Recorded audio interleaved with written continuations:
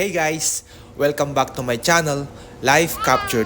Family-oriented videos captured that real life. Small moments, big memories. Hi guys! Welcome back sa kusina ni Tatay Maya. Today, tara at samahan niyo ulit akong magluto ng gulay. Pero bago ang lahat, shout out muna tayo sa lahat ng health conscious na manonood natin dyan. Kumain kayo ng gulay para makulay ang buhay. Ang gugulayin natin ngayon ay paborito ng mga Ilocano. Simpleng luto na may simpleng mga sangkap. Bawang, sibuyas, luya, kamatis, syempre ang mga gulay, kamuting matamis, gabing madulas, talong na mahaba, okra na malaway, at ang pansahog natin at pampasarap na karne ng baboy.